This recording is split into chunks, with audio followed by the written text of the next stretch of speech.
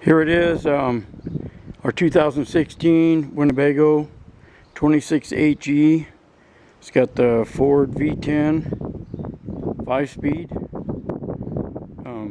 We pull this 22-foot trailer, triple axle, keep it pretty much loaded. We go to the dunes, so this is how that goes. I upped my trailer hitch to 10,000 pound rating, and I also Z'd this trailer because if you look at that, you can see how low that equalizer hitch would be dragging. It drags on everything, so I'm right even with the little drag bars that are on the hitch, so happy with that.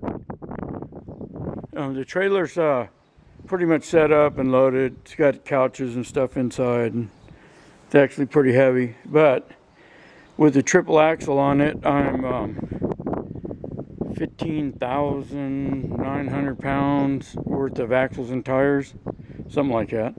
Anyways, I had it built custom, and I had it rated at 9,900, so I don't have a problem with registration and stuff like that. I added the little step after we got it. One of the other things that I did, they have a plenty big enough closet in there, but I added this outside closet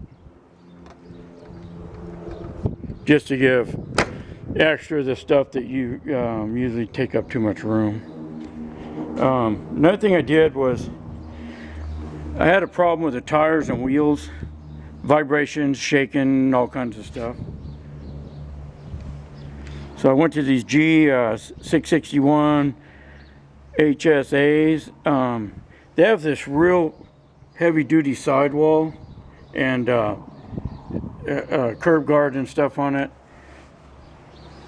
They're way smoother than the G70s. I don't know what the problem is with the G70s, but I think it's the way they're stacked, getting ready to go on these coaches.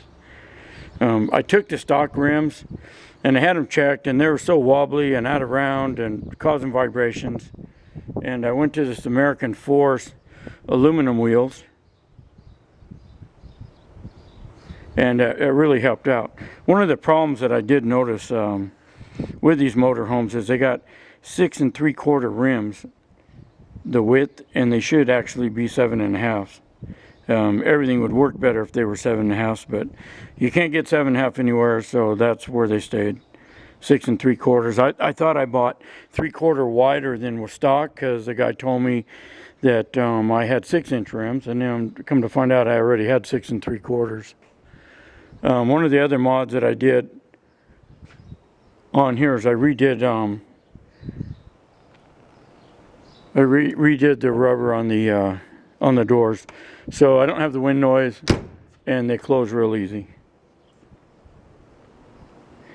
I added Sumo maximum not airbags, but suspension bags on all 4 corners, and I actually went down to Carpinteria to where they make the Sumos, and got with Jerry, one of the owners down there, and we did some R&D and tried out a bunch of stuff and set up probably the most perfect setup for smooth riding and going down the road without a bunch of problems.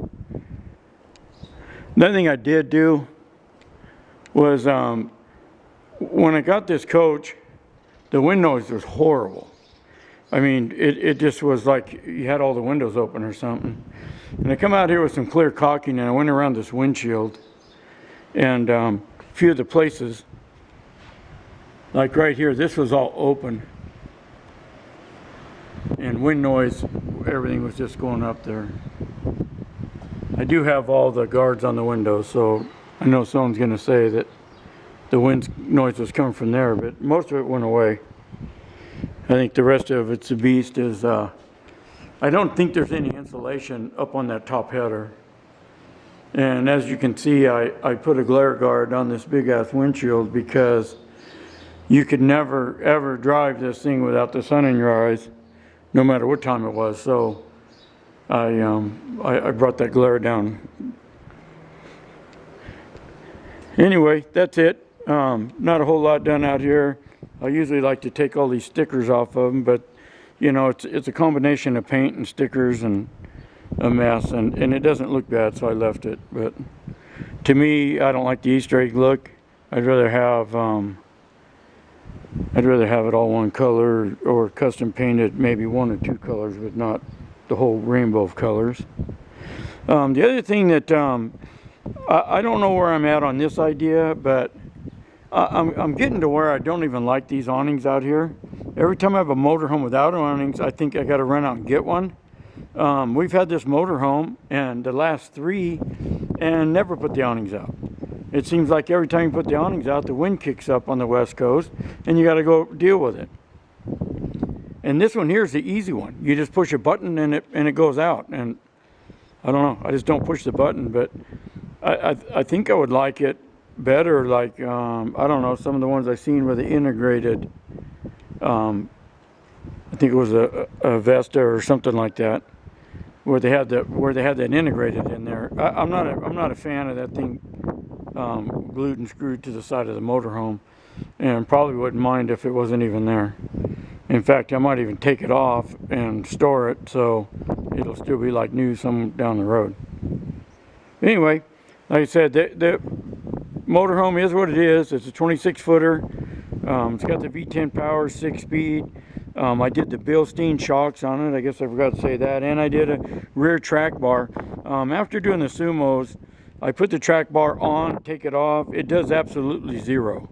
So that was a waste of money for me. The rest of it seems to be as, you know, probably not as good as it can get it, but as good as it is, unless someone else comes up with a better idea on something to do, because I surely will try it. And I put the Max Air covers on the vents, so just trivial little stuff. Anyway, thanks for watching. It's our 26HE.